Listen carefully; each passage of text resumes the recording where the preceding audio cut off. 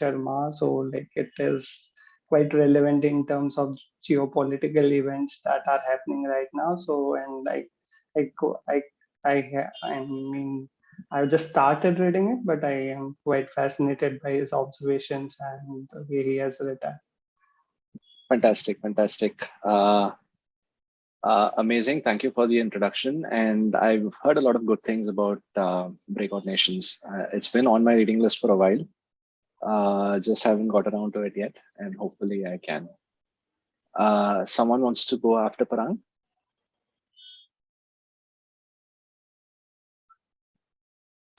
Yeah, I can go next. Unfortunately, I'll not be able to turn on the video. Slightly That's fine. Yeah.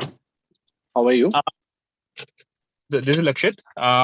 So my background is that I've worked across industries where like worked with management consulting firm like McKinsey and ZS. Okay. And then I have worked with the government of India on a public policy. So I worked as a tech product manager, analytics leader, and as a policy enthusiast where I drafted national policies. And currently I'm working in an impact leadership role where I work with political parties for their electoral strategy. And we have helped a political party win 5 different elections so far. This is amazing. What is the name of the company, Lakshit? It's called Vikalp. Vikalp. Okay. Fantastic. I think this guy Prashant Kishore started this concept in India. And, I won't say he started, but yeah, he's the pioneer of this industry for sure. Okay. Okay. And do you guys work with him, or I'm assuming this is a different organization, right?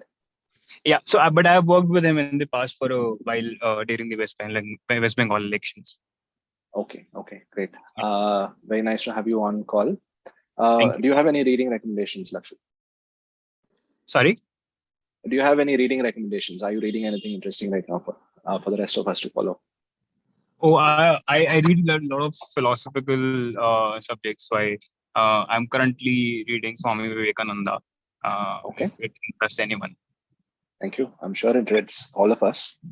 Some of us are mature to start the journey sooner, and some of us maybe we wait for a little bit more. But his teachings are still relevant today. Thank you, Lakshit. Thank you. We'll have introductions for 2 more people, and then we'll get started. Does someone want to go next?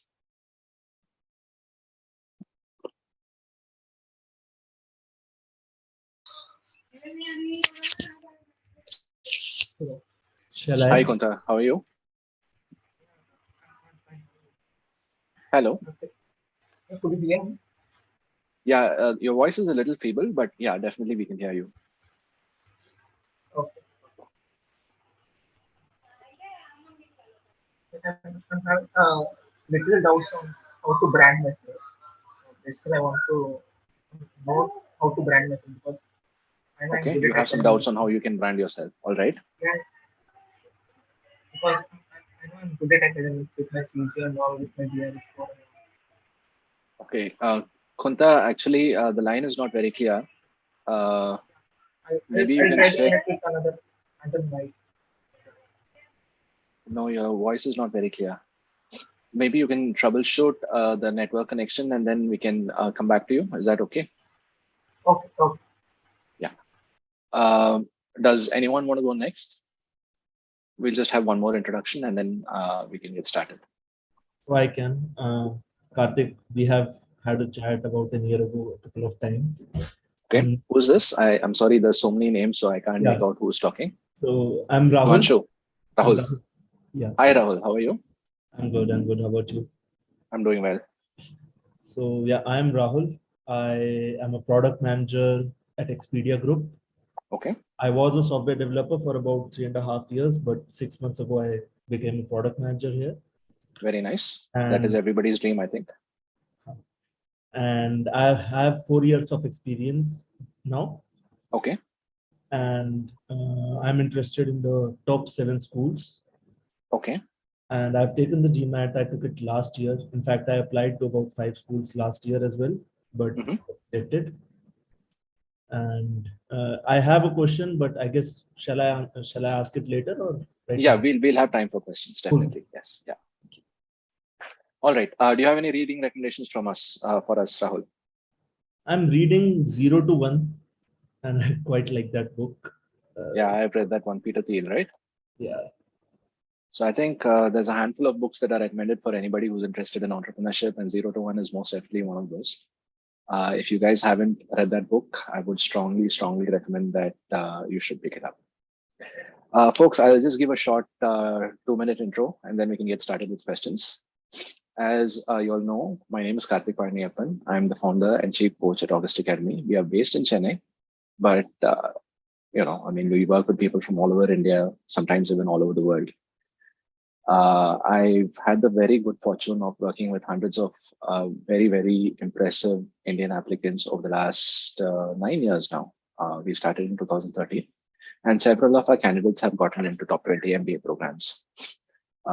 We've had admission offers from Harvard, Chicago Booth, Kellogg, MIT, several other top 10 US programs. We've had admissions offers from London Business School, INSEAD, HEC, Cambridge, Oxford, and other top European programs, including IMD. Definitely, we've had a lot of people getting into ISB. We have people getting into ISB every year, like multiple people. NUS, NTU, HKUST. So we pretty much had people get into top business schools in every possible territory out there. As a company, HKUST Academy is a member of AGAC, and personally, I am an ICF accredited coach. I just became an associate certified coach with the ICC about a month ago. These two affiliations should just mean one thing to you. We know what we are doing, and because we are a member of very, very selective organizations, we can become a member of these organizations only if we demonstrate effectiveness and a high adherence to ethics. We are both very good at what we do, and we are very ethical with how we do it. So that's the message that this affiliation should convey to you. About recent reads, I am an entrepreneur, as you all know, and I am interested in business, as you all know, again. So 0 to 1 definitely was one of my favorite books of the recent past. And I read several such books. So my most recent read is a book called Delivering Happiness, which is by the founder of Zappos. If you haven't read it, you should definitely read it. It's about how you build a company that has a triple bottom line, right? So the previous generation, we just talked about maximizing profits, but now companies are, there's the woke movement, and companies are thinking about how to go and grow beyond profits. So this is about how to grow a company with profits, passion, and purpose in mind, right? I'm an alumnus of IIT Madras and Stanford University, and that's my short intro. We can move on to questions. I'm going to share a link to this document. This is a Jamboard. So let's just open this up. I am going to say anyone with a link, and I'm going to say anyone can edit. I'm going to copy this link, and I'm going to paste it in the chat window. Now, I want you to do something very simple. Right now, you can see that there's a blank page on screen 2. So you can just copy this text box, and you can put in your name, your major question. Yeah, that's about it. And then we'll take it off from there. So everybody can add a unique page. So add from 2, 3, 4, whatever. From 5, we'll have questions from last week. I'll clear that up in a little bit. But please go ahead. And if you have any question on the chat window, you can add it to me as well. And we can take it from there. While people are typing, if somebody wants to just speak their question, that's perfectly fine with me as well. So do you guys want to go now? Yeah, Karthik, my mic got cut before. Hi, Kunta. How are you? Yeah, I'm doing good. Yeah. Now is it audible? Am I audible? Much better. Yes. Yeah. Yeah. I wanted to know how to brand myself because that's where I lack, I feel. So that's my first thing. Okay. And my previous IELTS has been expired, so one more question is whether to give IELTS or TOEFL. The second thing. Okay, fine. All right. A brief intro about myself is before I used to be an operational analyst. Okay. And I'm into data analytics, operational analytics, and all with compact fiber. And after that, I started my own venture called KHS Construction, where I'm into sustainable constructions and all, which is a pretty novice concept all over the world because it's still in development phase. Okay. So getting behavioral change itself is tough because cement industry has been rooted so deep that is 200 years old industry. Where if I go to the people and say like I'm using waste materials and building your home, people are like, what the hell are you speaking, bro? Is it possible? Does it give compressive strength and all?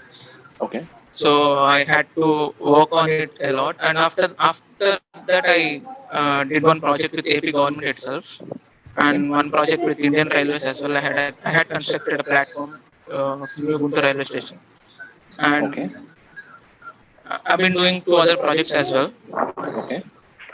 A point is like I can't consider myself as a successful entrepreneur because I lack having proper strategy and all, like because I need to look about the technical side of it, operational side of everything. Only I need to look. My co-founder is the one who generates leads. Okay. Because I had to get him from outside, from other construction business, because he had some connections over there. So he used to generate the leads, and I used to go there. I used to give my presentation and all. I used to convince them. So convincing AP government took me almost 3 months. Like Okay. I told them I'm going to build such like I am going to use all the waste materials from steel dust to slag. Okay. Constructing their foundation and all, like which is environment friendly. They said data. So I went, I had all those data research and all. Like that's my previous project in BTech as well. So Okay. with that, I showed them the results, like the compressor strength, everything what they need. They agreed, and I had done that through subcontracting. And after that, I did this railway project as well. Like, but my gross margin is pretty low. Okay. So you're getting, because obviously whatever comes in, I need to pay it off to architectural designers and all, to labor and all. And Okay. most of it in 2019 when I started, I've been still working. So whether will it impact or this is one more question. Like still I'm in the job, I'm still employed, but I'm doing the startup as well. Okay. So that's one more question. What is the question? Like how will they pursue, like how will those universities, or for whichever I want to apply, how will they pursue? Okay. All right. He's already having a job, and like there are two things, like managing job plus doing a startup is pretty good thing. Okay. Yeah, Kunta, go on.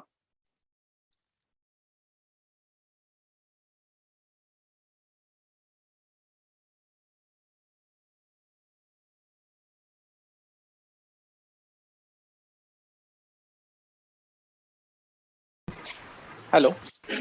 Hello, sorry, sir, it got cut. Okay, no problem. I think I got the question.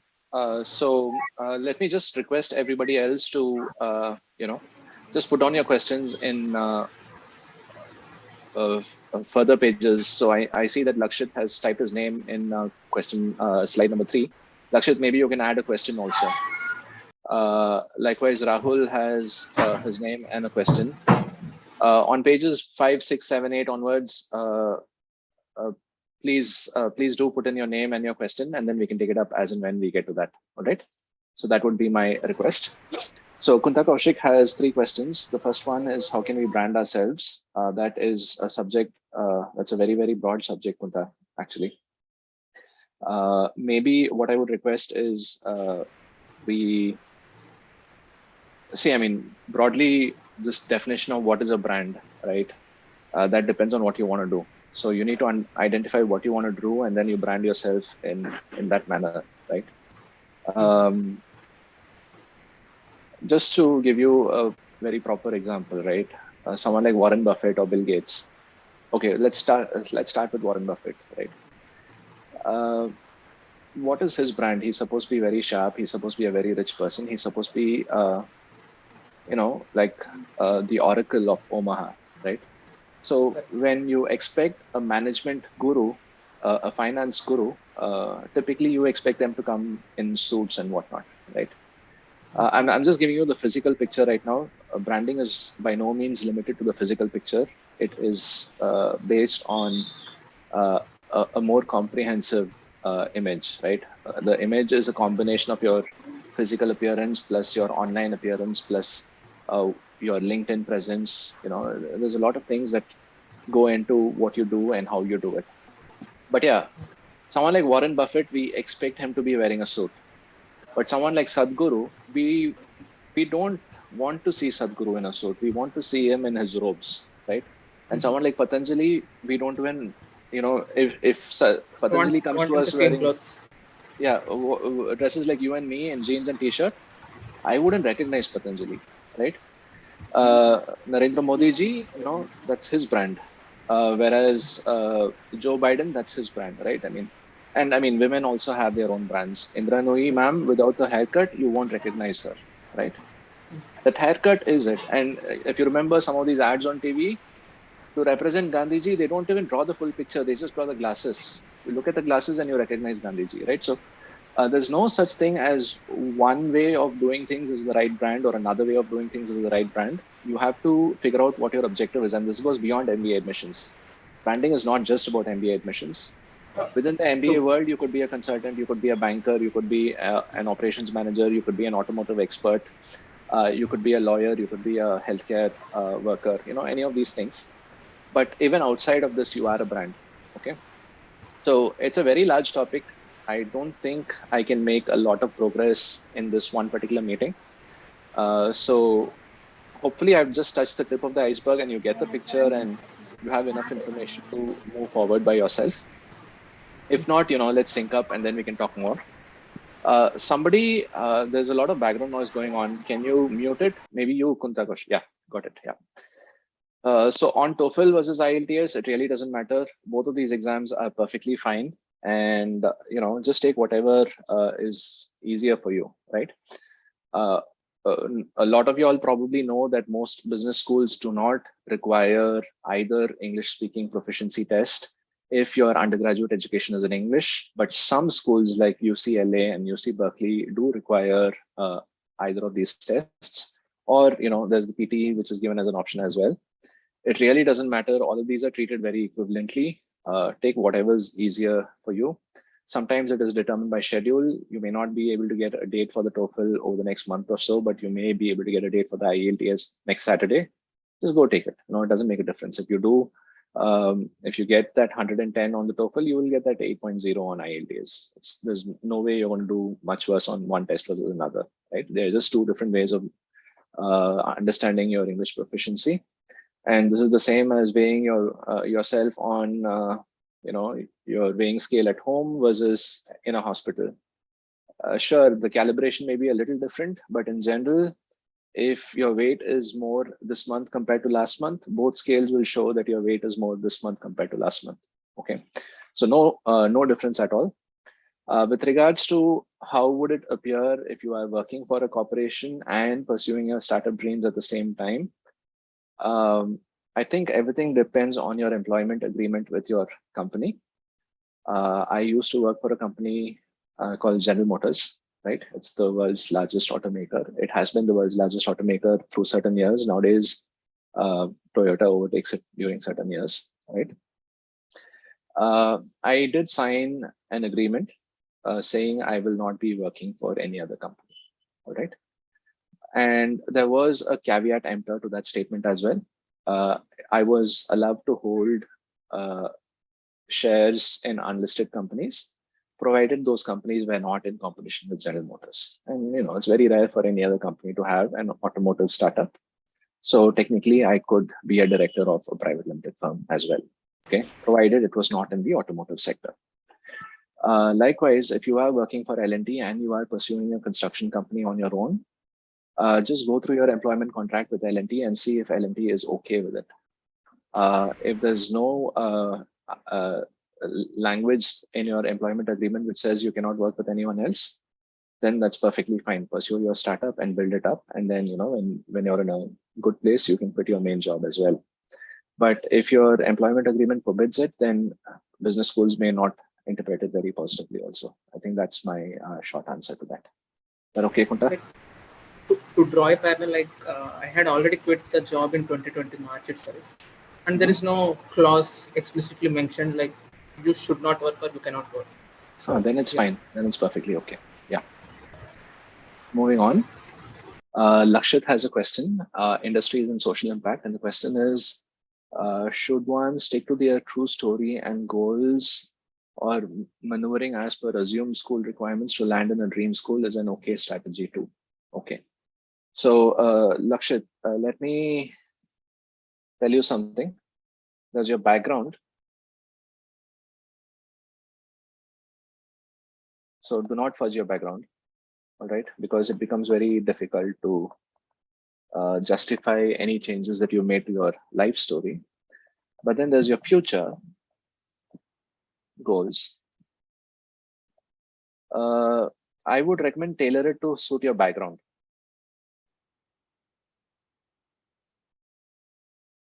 Not the school's requirements, okay?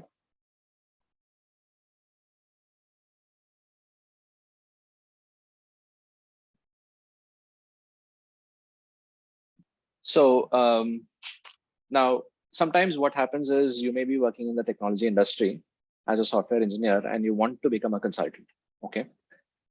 So obviously your background, which is the fact that you've been working for the technology industry, do not fudge that.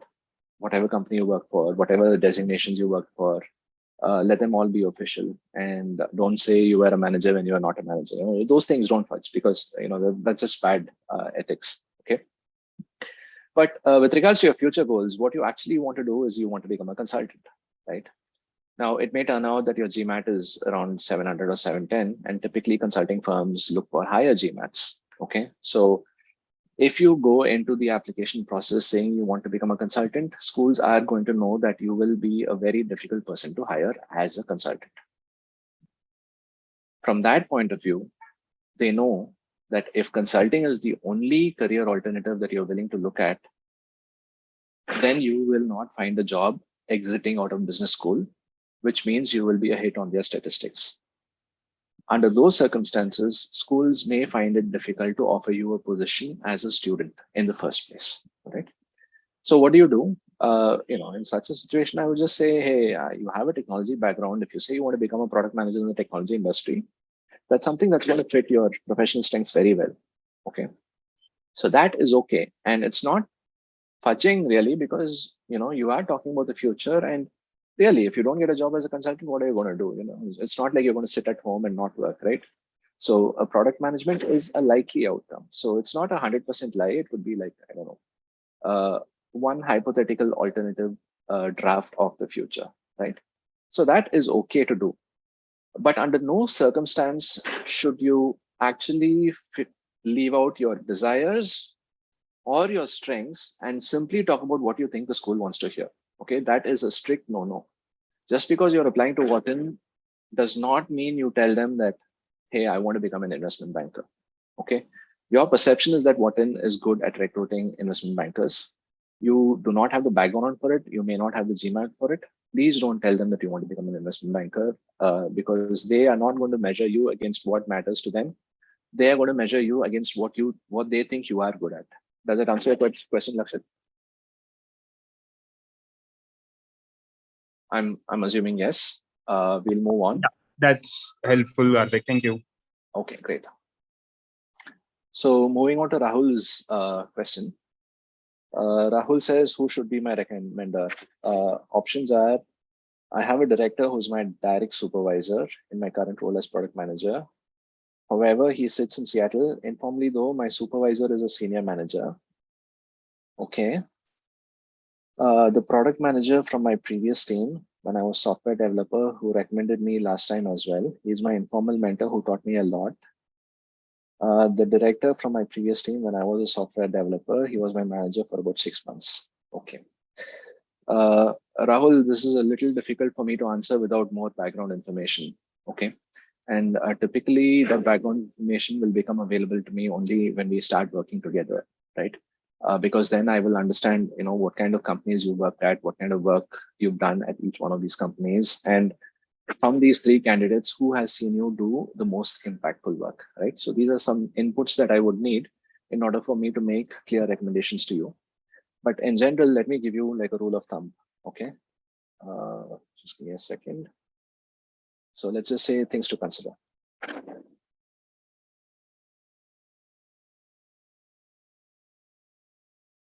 So supervisorial relationship. That is important. Okay. Direct supervisors better.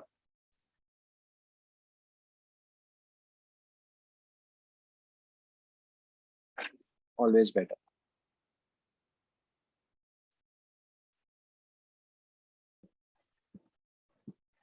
Okay, so that's one thing. The next thing is recency. A recent supervisor is always better than a earlier supervisor. The third thing is length of tenure. What I mean by that is someone you work with for a period of 2 years or more is definitely better than someone you work with only for 2 months. So I would say in general, bigger than 6 months should be good. Okay. Then the kind of impact, who can vouch for your impact? Actually, let me change that to who was witness to your impact. Okay. So if you had your biggest impact at work in the tenure of your previous supervisor, get it from him or her, as opposed to your present supervisor. Or if you had more impact in the case of your present supervisor, get it from him or her as opposed to your previous supervisor, right? So that's another thing. And in general, who likes you more, right? I mean, that also factors in at some level and is willing to recommend you.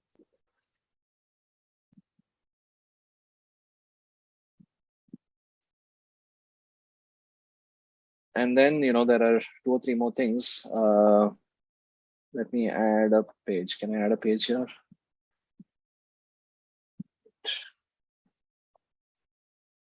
Yes. So, and then what's going to happen is, so I'm going to move over to page number 5 here. So there's, let's see, who likes you and is willing to recommend you. Number 6 is who writes well.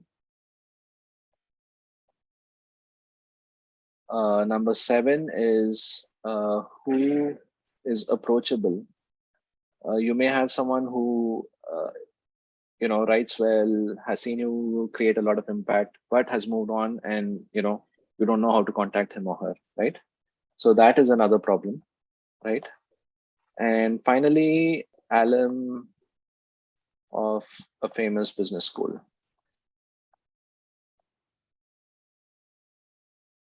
And finally, famous person. Okay. Famous person, senior person. So, I mean, choosing recommenders is actually, there's a lot of decision points that you will have to go through. As you can see, I've just given you 9 decision points. But in general, someone who's been your recent supervisor is the best person to give you a recommendation letter. Okay. Just can I take 15 seconds? Can I take 15 seconds? Yes, please, Rahul. Yeah. So I agree that you can't tell me exactly out of those 3, but just one question. So in my current role, my director is my supervisor on paper. But because he sits in Seattle and I get more overlap with London time people, there's a senior manager in my team who is actually a peer to me. She also reports to the same director, but she is acting as my informal manager. She's a senior manager and I'm a PM2. So can I say that she is my direct supervisor, or would that be unethical? Because on paper, no, I wouldn't recommend that you lie in any form. Okay. But still, I wouldn't be able to give you a clear-cut answer to this at this point, Rahul, because see, I mean, it's very simple. This is like asking a doctor for a diagnosis without allowing them to go through the required medical tests. Yeah. Right. Sure. I I mean, in a generous mode, I might say you have a common cold, but what if you don't have a common cold and if you have a flu, right? Yeah. I can't tell you that without doing a test, right? The same thing applies. This is actually the diagnosis process, what I'm giving you. Someone who satisfies a majority of these 9 conditions is definitely likely to be the better candidate for writing a letter than someone who satisfies fewer of these requirements. Okay. And in general, requirements number 8 and 9 are not necessary at all. They are very, very, very optional. Okay. But within the 3 people that you've recommended, and especially considering some hypothetical scenarios, I don't think it would be prudent for me to make a call here. I might end up giving you the wrong answer, and then I don't want to be known as the guy who gave you the wrong answer, right? Okay. Yeah. No problem. Thank you. Yeah. All right, Rahul. Take care. So, hi Parang, how are you? What are the good schools for finance apart from Wharton, Chicago, CBS? Yeah, these are definitely 3 of the best schools for finance. But apart from that, let's see. See, most schools in the top 20 are good. Okay, let's start with that. Most top 20 programs in the US itself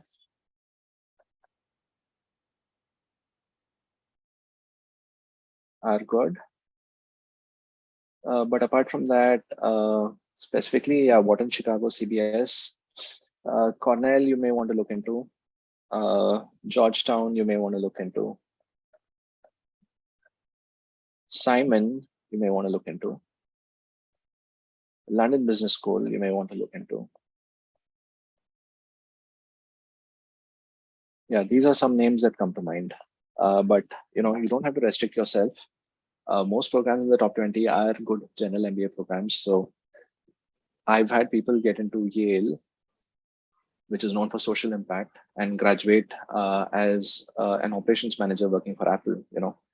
So Yale is neither known for operations nor is it known for technology, but that's happened.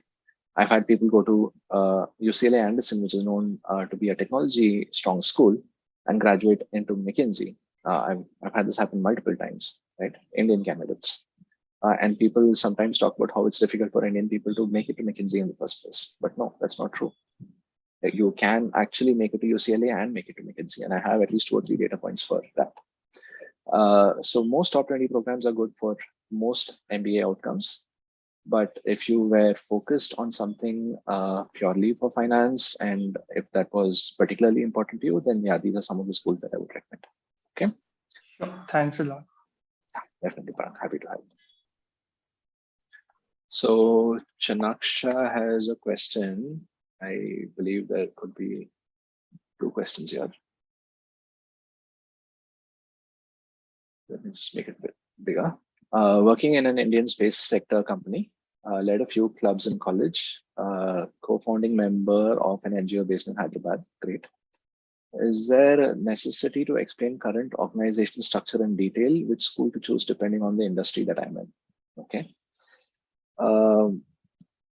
Is there a necessity to explain the current organization structure in detail? I mean, it really depends, right? I think MIT asks you for an org chart. So if you apply to MIT, then definitely yes, you will need to explain your org structure.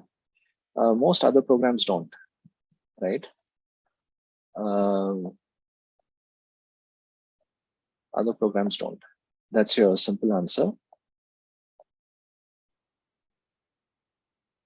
And the second thing is, which school should I choose depending on the industry I'm in? I think you need to choose schools depending on what you want to be doing when you graduate. Okay.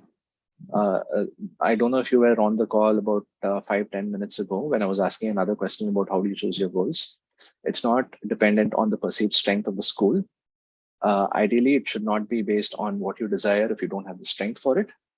Ideally, you should be looking at schools which can support you in achieving your desired MBA programs in the sense, what are you good at doing, right?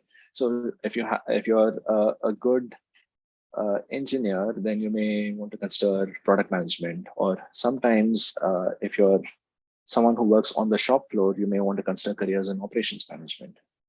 Now, let's assume that you are working on the shop floor, the factory shop floor, manufacturing things. Then yes, operations is a great career path for you, which schools will consider to be logical. Whether you want to do operations or not, that would be secondary, right?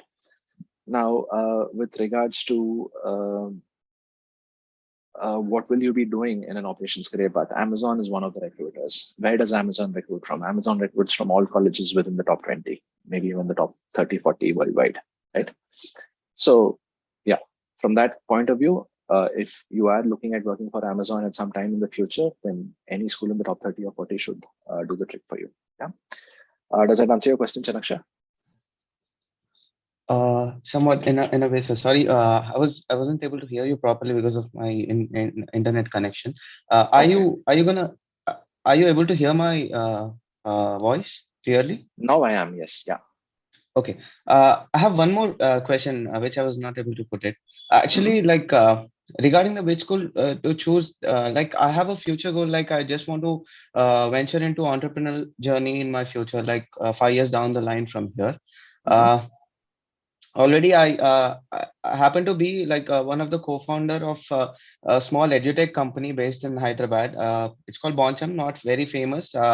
We just were active for about 1.5 year period. After that, we just diluted it somehow. Basically, it's an edutech consultancy, like consultancy company for like 9th, 10th, 11th, and 12th students who are not able to choose their career path. That is the place like normally like 9th, 10th. And 11th, these are the places where they take lot of influence from parents, right? So instead of that, we want to guide them individually. That is what we personally faced. So that's how we started that company. But somewhere somewhere we lacked the execution skills, and I want to learn all these execution skills from a proper B school structure, in a structured and organized manner. So that's my ambition right now. Like on these lines, like I just don't want to venture into product management. I don't know, because I'm not no, you don't making a have to. point That's of just it. an example. Yeah. Okay. So Yeah. in this lines, like what are the schools that have to choose if like I'm okay, I'm flexible in choosing like about top 20 also. Like it's not that I have to go into this school, but for me, like I want to learn more and more. And also apart from this, I also have one more query. And the query is that few schools are out of the city completely. Like Tuck, it's very far away from the city. So if you consider NYU and Chicago Booth and these are inside the city. So there is a lot of networking that will happen inside the city. That's what I believe personally. So for me, network is very much important. So that is my priority. Should I go for Tuck in choosing the school, or like or the schools in city? That's my. I'm done. That's it. Okay.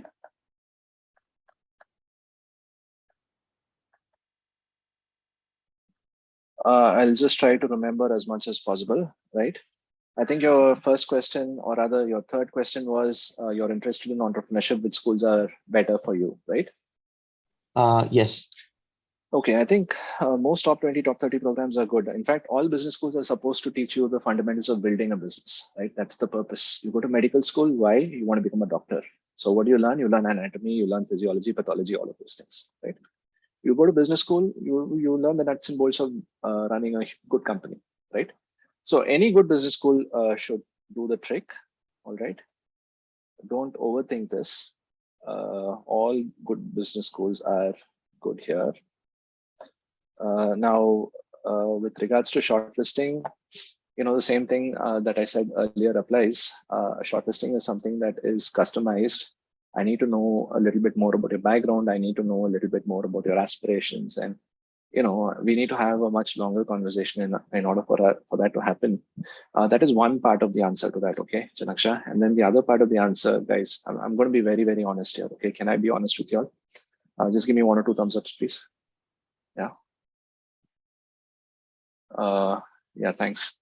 See, we are running a business here, okay? And one of the questions that people keep asking us again and again and again is, what business schools can I apply to? Now, when I give the answer, I actually don't have a problem giving the answer to people.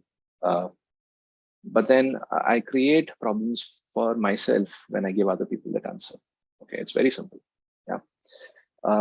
Every year, a handful of people end up working with us. Okay. And I may end up giving like school recommendations to 100 other people. Okay.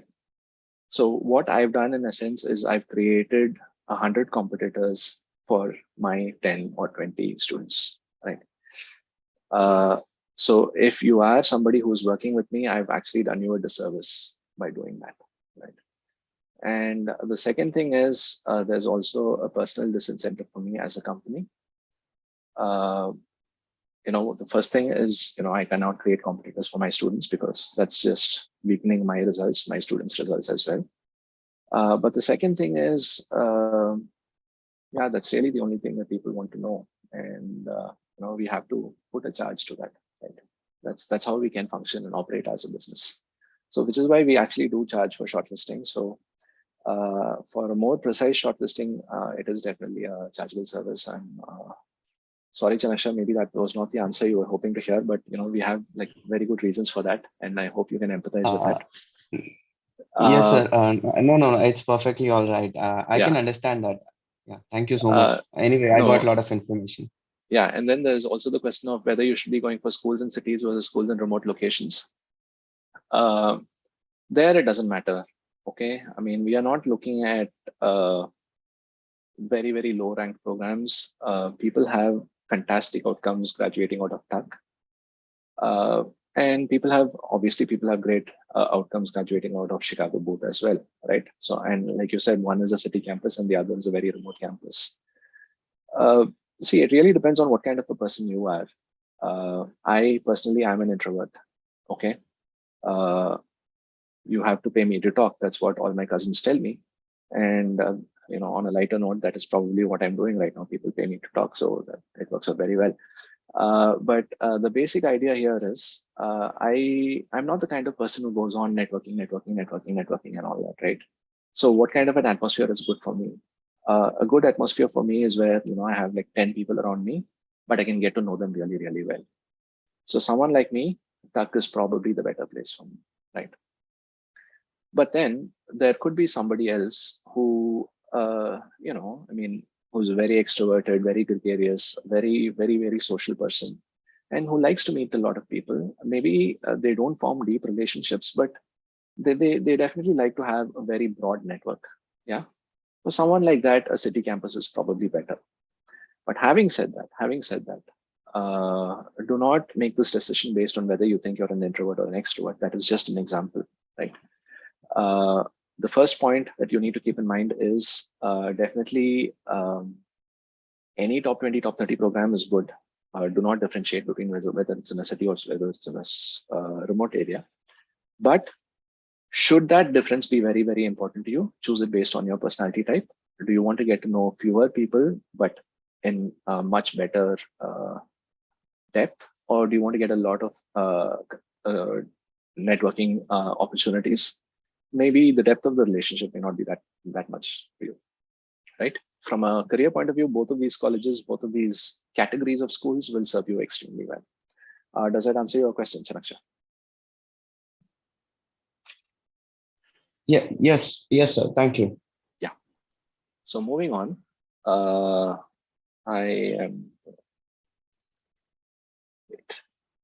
there's multiple questions here.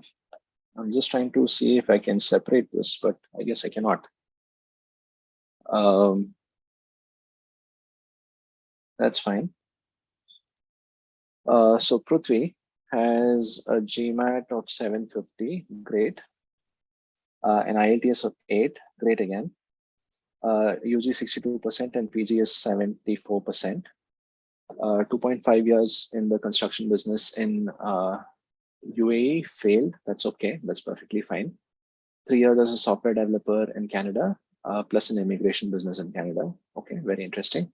I can actually give you a lot of leads. There's a lot of people who somehow think that I'm a Canada immigration consultant, and they keep asking me how they can migrate to Canada, and I keep telling them, no, I don't know how to do that. That's not my main business. And at every point in time, I wished I knew the contact of somebody who is in this business. So Prithvi, please send me an email, and then I can hook you up the next time somebody asks me that question, right? For sure. Want to know my chances to get into good business schools in the UK, US with a low GPA? You have a good GMAT, so your GPA shouldn't matter too much. The rest of your work experience will definitely matter. So I mean, you've given me a high level data point. Starting your own company is great. It doesn't matter that you failed. The IT sector experience may not be very helpful because that places you in a very competitive pool of applicants. The immigration business, we'll have to examine that to see like how in depth you are involved in that, and that may help you or that may be neutral. Okay. How to explain my experience, which is complicated and not linear? Don't worry too much about it. Obviously, there's been a reason for you moving from one sector to another. So just tell them the reason, whatever it was, as honestly as possible. And I'm sure you had good reasons for making these choices as and when you did them. So if you found your choices to be logical at that point, I'm sure other people will find your choices to be logical at this point as well. So don't worry that it's complicated. Don't worry that it's not linear. Just present it as it is. There may be some difficulties, I will agree, but the difficulties will not be in whether or not other people understand your transitions as logical. The difficulty will be in connecting this with a future career goal.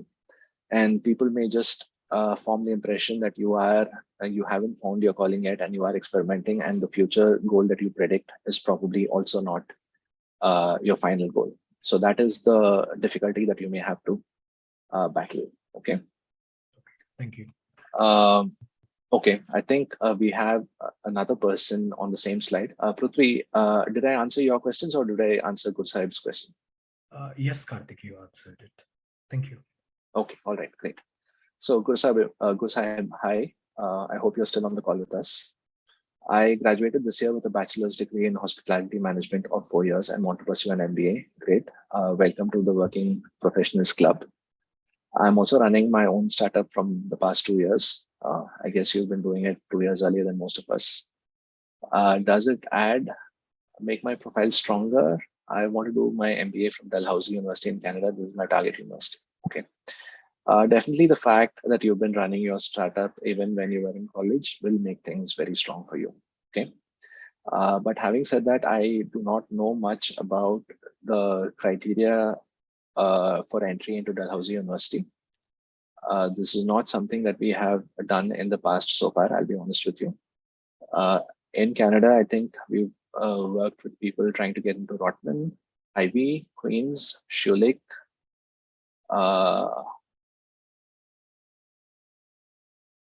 Yeah, I think that's about it. Okay, McGill, Sauder. So about 5 or 6 programs in Canada, right? So Dalhousie is not something that we've looked at so far. All the programs that we've looked at definitely need their applicants to have at least 2 to 3 years of work experience. So if you are a new graduate, then the programs that we have traditionally worked with in the past may not be okay with admitting you at this point in time, but they would be happy to consider your profile 2 years down the line. Okay, and at that point, your startup will be great experience, great value addition. Dalhousie, I'll have to look at it, Gusahib. I hope that's okay. Yeah. Any follow-up questions on that? Okay, great. So is that it? Okay, I don't see any further questions here. Sorry, I had a couple of questions, but I dropped it on a private chat to you because I couldn't access the Jamboard. Okay, no problem. Let me just review this. I think other people have also asked me for a link to the Jamboard. Yeah, let me just copy paste it once more. Just give me 1 second. Copy the link. And I'm going to paste it once more. So I'm going to read Priyanka's question. And if someone else wants to copy paste something, please go for it. In fact, it appears that there are a few other messages here. Someone wanted to know if the session recording will be shared. Yes, we are live on YouTube right now. So you can always go to our HKUST Academy Chennai channel on YouTube and follow this session. I have a very sincere request. Please do like, share, and subscribe our videos. Very simple reason for that. We are a small company. We are looking to reach out to as many people as possible. We are looking to build our business. And what happens when you like or share our videos is YouTube algorithm picks it up and then shows it to other people, maybe from Japan or China or the US, who may be searching for similar queries, right? And then our videos show up in their feed, and then they get to know about us, and they may reach out to us, right? I mean, it seems very long-winded, and it seems like there's a very low likelihood of that happening, but any likelihood is good likelihood for us. And so please, you will be really helping us if you do like, share, or subscribe on those videos. Right? So Priyanka has a question. I have a GRE score of something and want to start applying to top 10 B schools in the US for fall of. Priyanka, can I start writing here?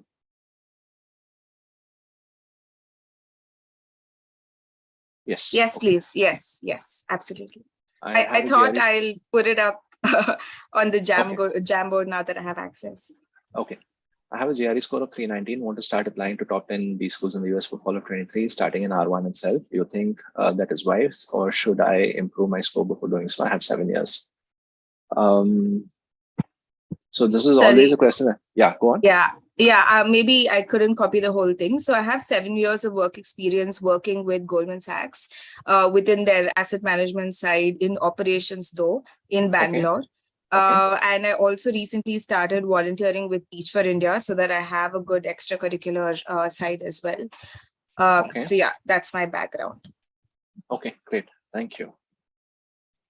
Definitely, I think you have a great background. So no questions there. Your GRE score is on the lower side. So for a top 10, I would recommend a 332 plus. Okay.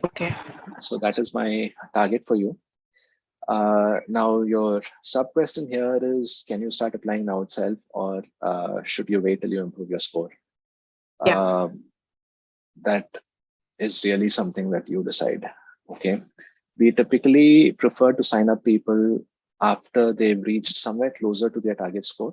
And there's a very practical reason for that. There is no, I mean, as a candidate, it is completely up to you to do both of those things in parallel. Okay. So if you have the bandwidth to do both GRE prep and application prep, I strongly recommend that you do it. But why do we prefer to sign up people when they get closer to the target score?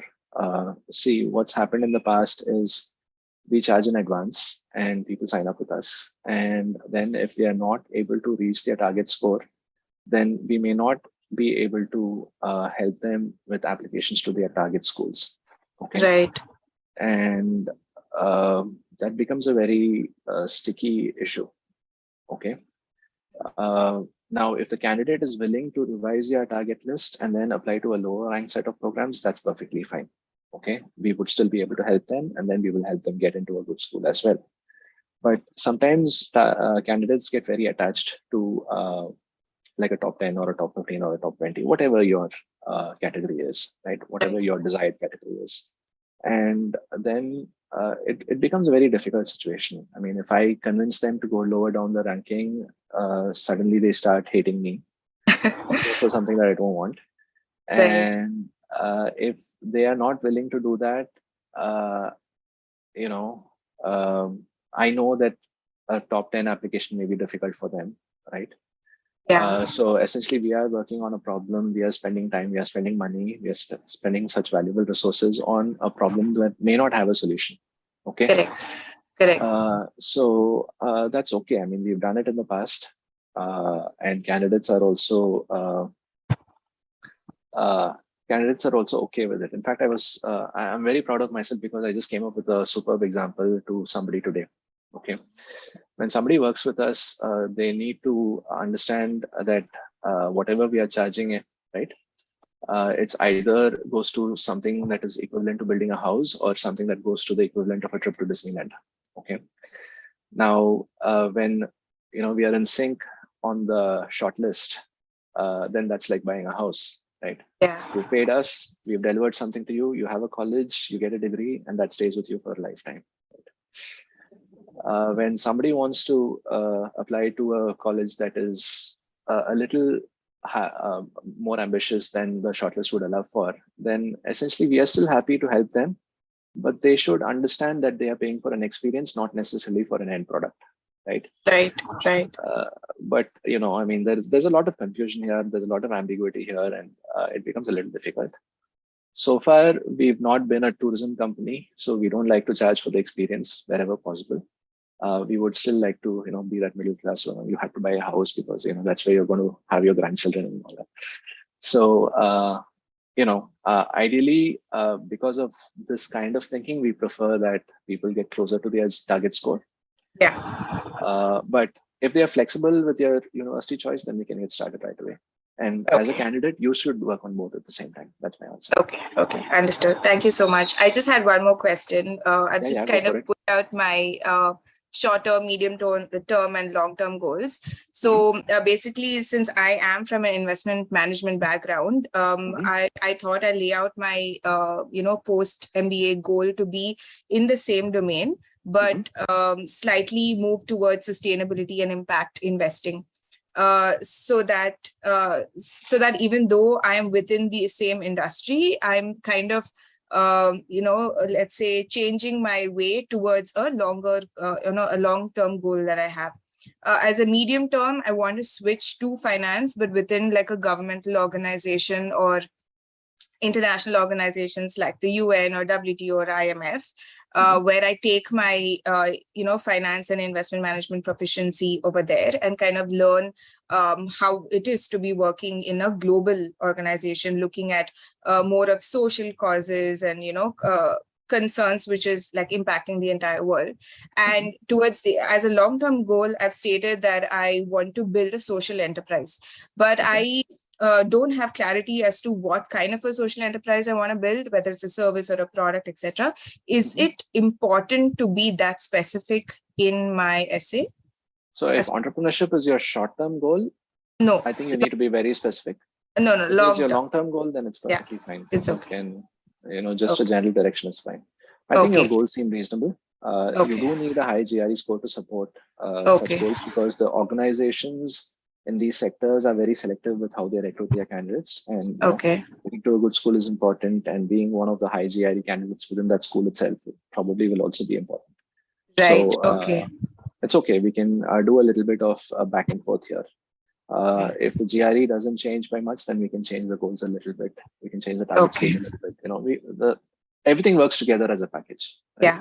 Yeah. So what you have here is one great package for a top 10 application supported with a 332 plus GRE.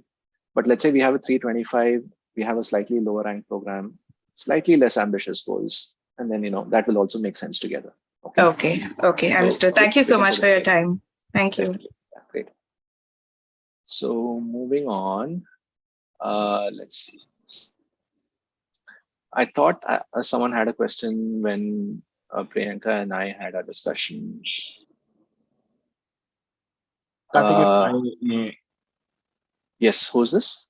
This is Lakshit. Hi, I Lakshit, just have how are a you? follow-up question on Priyanka's question. So you said like for the top 10 schools, the ideal target you would recommend is 332 plus, right? Would you say that this depends on the person's background and years of experience, or would you say that this is more of the general rule that there is for the top 10 schools? Yeah, this is generally how it seems to be for the top 10 schools for Indian applicants. Okay. Yeah. Does anyone else have any follow-up questions?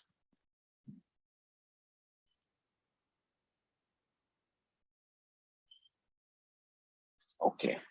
I'm going to assume that hi.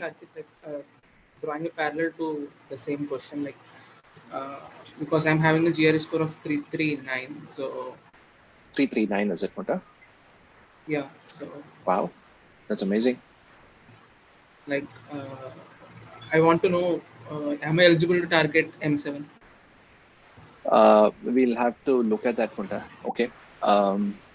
So it's a one-way filter, but not a two-way filter. Okay. Okay. To target top 7 to top 10, you need a certain GRE or GMAT score. I say 332 plus, but in certain rare cases, it could be 328 plus, 330 plus also. But I don't want to give you the general picture, all right? Okay. But the fact that you have 332 plus does not automatically mean you will be successful in an M7 application. The rest of your profile also matters. So ideally, you need a combination of a very good profile plus a good GRE or a GMAT. And it's not just that. I'm not saying some people have exceptional profiles and some people don't. Colleges, they work based on diversity, which means they would like a certain percentage of men, certain percentage of women, certain percentage of people from India, certain percentage of engineers, certain percentage of entrepreneurs, certain people, percentage of people, with 4 years, 5 years, 6 years of experience. So, it's a multi-dimensional design problem that they're solving. Okay. So when you go through 2 or 3 dimensions, Indian, male, engineer, construction background, entrepreneurial background, that's already like 5 filters that you've gone through. You may have about 10 people and they may want like 1 person, right? So now from the 10 people who are in consideration for that 1 position, maybe 5 applications they can eliminate very easily, which means they'll still be left with 5. They may select to interview 3 and then they may offer the position to 1, right? So typically that's how it may work. It may be very easy for you to break into the top 5 from the top 10, right? But you'll still have to go through the rest of the selection process. And if it is found that someone is better than you in that particular category, the position may be given to them. Why is this more likely to happen than not likely? Because most people who are targeting the top 10 are very, very good. Okay. So you are not, who's the big guy, David or Goliath? I think Goliath is a big guy. Yeah, you are not the Goliath fighting against the David, right? You are a Goliath fighting against other Goliaths, right? So the fight is actually very evenly matched, and sometimes the other person may make it, sometimes you may make it. So that is my short answer. It's definitely a great GRE score that you have, and it definitely will help you pass the GRE filter, but the rest of your experience and your performance on interview and all that will also matter. Yeah, hope we may work together. Yeah. Thank you. Thank you. Yeah. Does anyone have any other questions? I'm going to assume no. I'm just going to tell you guys about what you should be doing next, right? If you choose to work with us, then you can write to me and we can set up a one-to-one call. We have a small charge for a one-to-one call. Why? This is just a chemistry call for me to get to know you and for you to get to know me. I will be explaining our packages. I will be explaining how we will work together. If you have further questions that are a little too personal, you may ask me and then I'll be happy to answer that for you as well. But the purpose of this call is to understand if we will have a good working combination. That's you and me. And there is no pressure to sign up, but we will have the small charge and we will say we'll subtract that charge when you sign up. We do it for everybody who does. Now, once you start working with us, we follow a very structured and logical process. The first step is for me to understand your background. So I will be sharing some questions with you and you will be writing down answers. So there's about 10 questions, about 200 words each, so a total of 2000 words. Shouldn't take you more than 2 or 3 days, but people can take up to 10 or 15 days for this. After this, when I review this, I will be reviewing this with you on call. And when we do this, I will be able to get a better idea of your background. If there's something that is unclear, I will ask you for further clarifications. But after this process, I will have sufficient information to propose a shortlist. Now, the shortlist that we propose depends on your criteria, okay? For some people, it could be geographic. I want to study in UK, I want to study in Europe, I want to study in the US, I want to study in Canada. That's a geographic kind of criteria. For some people, like somebody raised, I think it was Chanaksha, it could be like, I want to study in cities versus I want to study in a small town, okay? For some people, it could be like, I want to study in a school that's known for technology strength versus something that's known for finance strength, right? For some people, it could be just that I have a fiance in New York, so I want to study in any New York-based school because, I want to be close to them, right? So it's a very personal decision. There's no reason that is logically superior to any other. At the end of the day, you have your reasons for doing what you want to do. So I would invite you to share your criteria for what kind of schools you want to study in, and I will try my best to propose schools that fit that criteria. Okay. Sometimes it may not be possible if, let's say, you want to study in New York and there's only two schools, NYU and Columbia, and the third school is like, I don't know, City University of New York, CUNY, right? If you can get into NYU or Columbia, well and good. But if not, are you going to go to City University of New York instead of, let's say, Anderson, which is a much, much better business school? I would feel very bad about asking you to make that choice, right? So we'll have a discussion there, and then, I'll offer you my suggestions, and then you can pick. So I'm of the opinion that this is your life, and we should proceed along a direction where you are happy with. If I feel that the direction in which you're proceeding is going to offer a lot of roadblocks, I will make it very clear to you. But then if you choose to still go ahead with it, I will support you all the way. All right. Don't expect like major odds of conversion if we decide to follow a difficult path, but definitely, I'll be happy supporting you with that. Okay. But moving on, the next step is for us to work on colleges. We will set up a brainstorming call. So whatever I'm explaining right now is what we call the comprehensive package, where we have one brainstorming call per college. So we will set up one 1 hour brainstorming call. And then you can call in, and then I would have asked you to do some homework before the call. And what we will do at this point is we will have a discussion. We will revisit your life stories, and then we'll look at how to choose the best life stories and how to structure a response around these stories so that you can communicate an effective response to the questions that have been asked. If you think about it, schools don't just ask for leadership stories, or they don't ask for teamwork stories. They ask you for very specific things. How have you overcome adversity during your life journey, right? Or what is the biggest commitment you have made, or what matters to you and why, right? So while it looks like a broad topic, it is still a very specific question, and they are expecting a specific answer using your life stories, right? It's not just storytelling. It's storytelling to communicate a point. So that's the discussion we'll have, and I'll help you frame a response. I'll help you put together a bullet point structure. Then you'll write an essay based on it, and then you'll share a draft with me. In about 2 to 3 days, I will give you my feedback on what you should improve. And then, we'll share another draft and I'll give you more feedback. We'll keep going back and forth till you get it right. So we do not place any limits on the number of reviews. Okay, this is our package. This is our comprehensive package, to be very specific. We also help with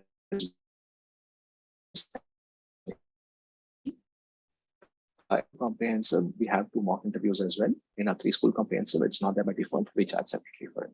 Now, apart from this, we also have a 5 school ultra package where we don't limit the number of phone calls. Obviously, we charge a little bit higher for that. About 90 to 95% of the candidates over the last few years have worked with us on the comprehensive. Over the last 3 years, we've only had the ultra package in force for 3 years. And, we've had a few people sign up for it. We don't ask people to do one versus another. It is up to you. We are confident we can deliver everything within the limits of the comprehensive package. So the ultra is there only if you feel you need extra help, right? So that is a choice that you will make. Okay. In terms of charges, we charge 250 plus GST for the 5 school comprehensive. That comes to about 295. It is subject to revision shortly, but we've been holding on to last year's pricing till this point. The 3 school package, we charge 195 plus GST. Again, all of this, I can send you a spreadsheet. So just ping me on email, tell me, hey, Karthik, you mentioned that you would share a spreadsheet. Can you please share it, right? And I'll be happy to do so. I just need that reminder. I'm someone who gets a lot of volume my way. So I'm finding it a little difficult to handle, but I'm very sincere with putting a star on any email that I need to reply to. And even if it takes 1 week, I will definitely get back to you. Okay. Obviously, if it's an urgent question, I will get back to you much sooner. But if it looks like it's a question that can be answered in some time, then I'll answer a little plus or minus. Yeah, that's everything about our packages. And if you're interested in getting to know more, I invite you to set up a one-to-one. Please send me an email and I'll let you know what is the procedure involved in that.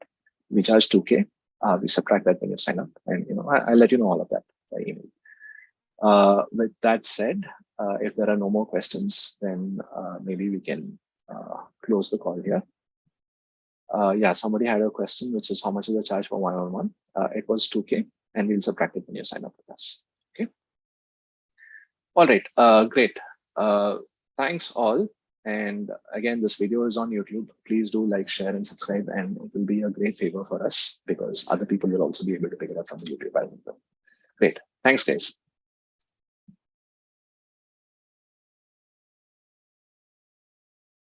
Thank you. Thank you.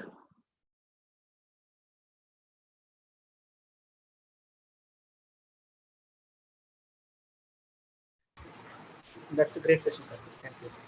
Thank you.